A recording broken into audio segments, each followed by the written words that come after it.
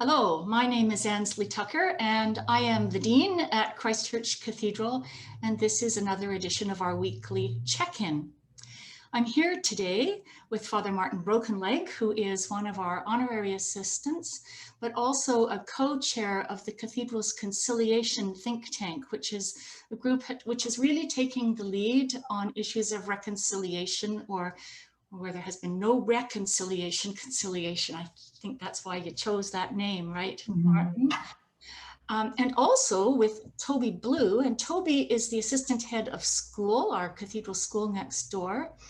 And I've asked both Tobi and Martin to join me today because June is Pride Month in Victoria, a whole month of observances, and both the cathedral and the school have been thinking hard about how we honor LGBTQ plus individuals in the community and welcome them wholly into the midst of the church and of our society.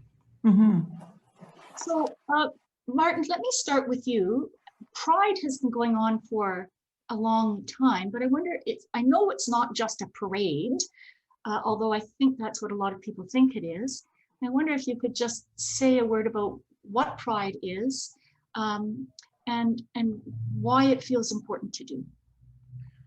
Well, you know, my doctoral field is psychology, and I've tended to focus on youth and young people's issues over about the last 30 years or so. We know that for a child to be whole, that child needs to learn how to be embarrassed. That is to be appropriately negative about some wrong choice, some wrong action. If a child doesn't develop that appropriate sense of embarrassment, you could have a sociopath on your hands 20 years down the road. But what happens to many is that rather than becoming embarrassment, they've been shamed. A term that we use to mean when we tell you there's something wrong with you as a human being. And that's happened to many gay and lesbian folk over the years. Unfortunately, some of our churches even communicated that over and over. There's something flawed and broken in you, and you are unacceptable as you are. The counter to that shame is pride.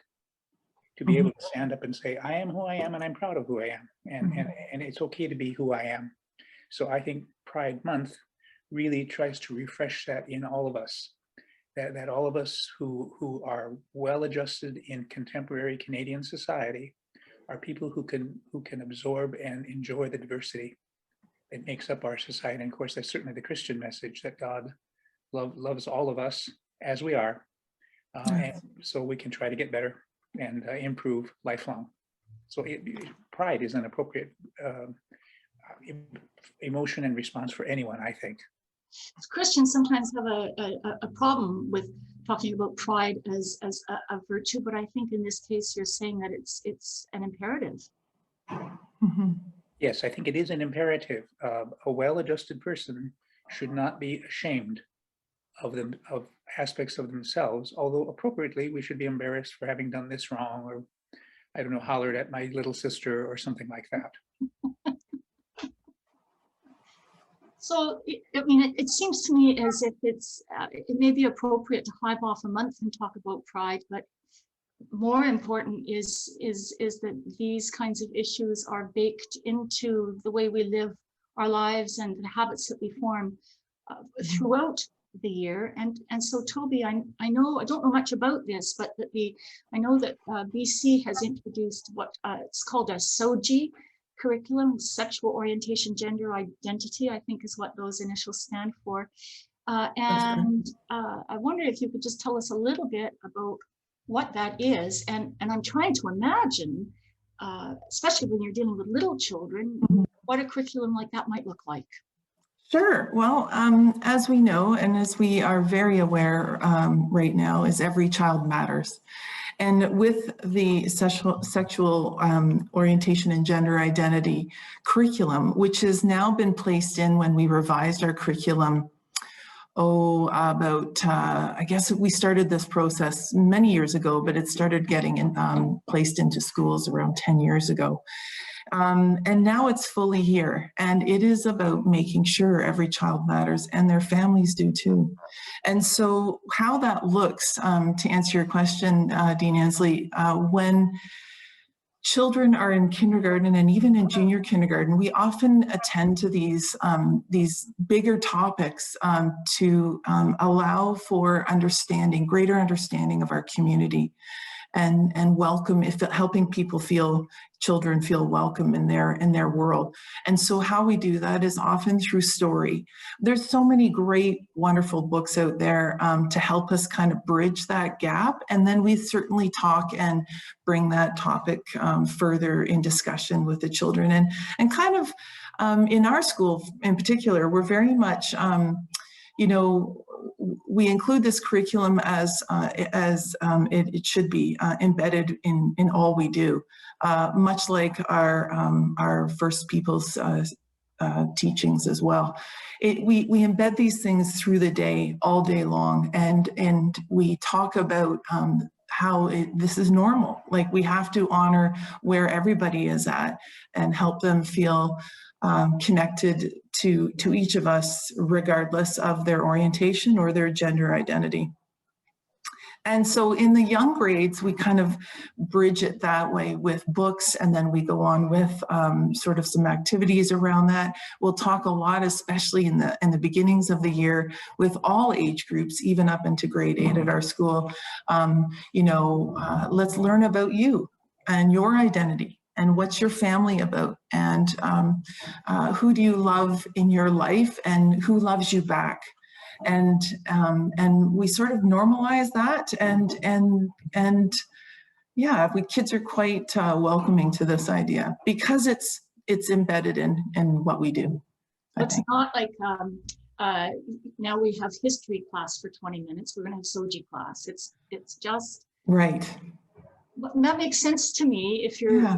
We would call that in the church spiritual formation.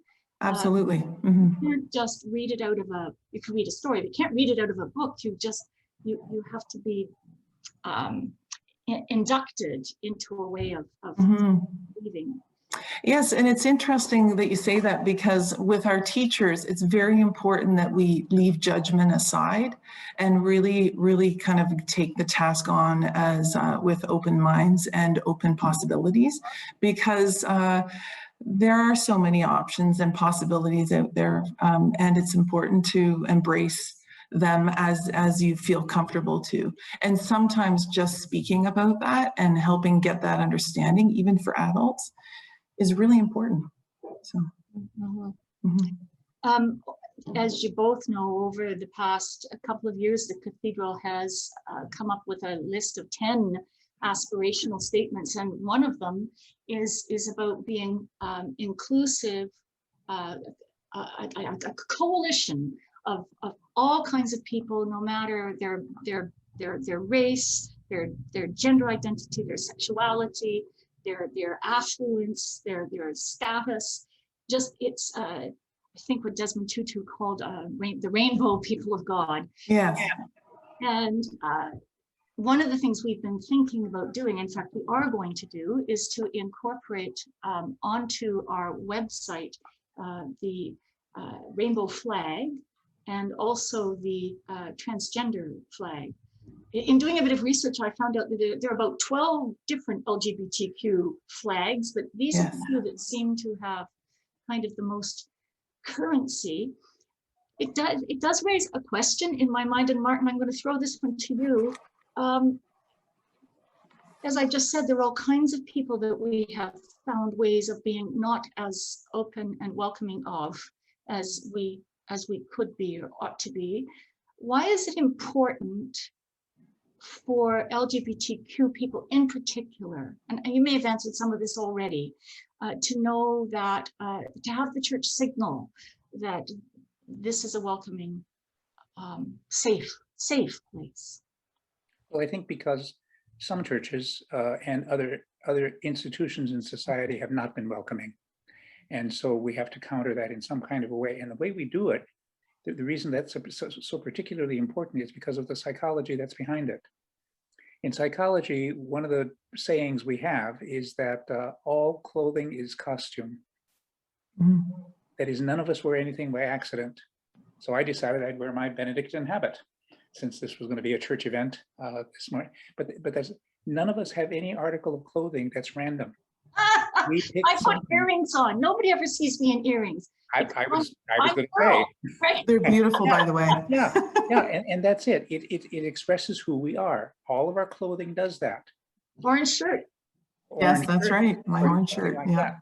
A friend went to the 1993 March on Washington and brought me a rainbow band, a wristband that I wear from time to time. And he brought up something. He said those of us who are gay or lesbian should probably wear something identifiable every day for the sake of the younger people, so they just know that there's a place in the world. So I made a point when I was teaching in the States to wear a small rainbow flag lapel pin in my coat, since I taught. I wore a tie on a suit coat every day in that teaching position, and so I would one of the things I always made sure I had on was my rainbow flag pin. Several times after commencement was over, a day or two later, a student that was in my class or who was even not in my class would stop by my office and say, I was never out when I was in the university. I couldn't be out, but because I saw your lapel pin, I knew if I ever needed to go somewhere, that was the place where I could go. So that's what having a sticker or a rainbow flag or a bank that has a rainbow sticker on their door. It simply says, we know you're welcome here. That's the power of symbol. And symbol can be incredibly powerful and reassuring. If I wanted to talk to someone about, or if I wanted to feel safe as a gay man, I would certainly look. That's one of the items I look for. I look for that little rainbow sticker somewhere, or a rainbow flag on a car bumper, and just make a point of waving at the person. There's a kind of a camaraderie that brings about. And part of the reason I think that's important is that not all people are skilled to live in a diverse society. At the university counseling services, where I worked a very long time in the States, if we had a student who was sent in because they engaged in something that was sexist or racist or homophobic, we tried to work with that person. We wrote as the diagnosis that this person is maladapted to society, because you have to be skilled to function in our society. We're a diverse society. We want people to treat men and women the same. We want to treat people with various skin colors the same. We want to treat people who, regardless of their orientation, the same. If we believe, as our baptismal vow says, in respecting the dignity of every human being, that's what it means. It means if I need some help figuring out how to deal with women or gay men or lighter complected people, I might need some help in doing all of that. So symbol is powerful. Our rainbow flag is that. It certainly is. Yeah, and if I may add, at school, what we do is, for instance, this week coming up, we are honoring it as Rainbow Week. So that is sort of really, like, as I mentioned, our SOGI curriculum is throughout the year, but we really hone in on some of the aspects of it and have some fun with it. You know, we bring out the chalk, and for all age groups, the bubbles come out, and we just have a lot of fun to just celebrate each other, no matter what space we're in life. And I think you'll see that across all the schools, especially this month. And yeah, I really appreciate knowing that those things are available to our children, so that they can be those functioning adults going forward. It's important. The symbols are very important. I'd like to come to the school to do Pride this year, Tobi. Oh, fantastic. if I could paint chalk pavement pictures. Well, please do. You'll see us, and you'll certainly hear us. I know that for sure. Your office is just outside our playground. So, yeah. I want to thank both of you very much for spending this time with us and sharing from your bank of knowledge and conviction, something which is just so important for us to be thinking about. So thank you, and we'll see you around pretty soon. Yeah, thank you for the opportunity. Okay. Have a wonderful day. Nice to see everyone.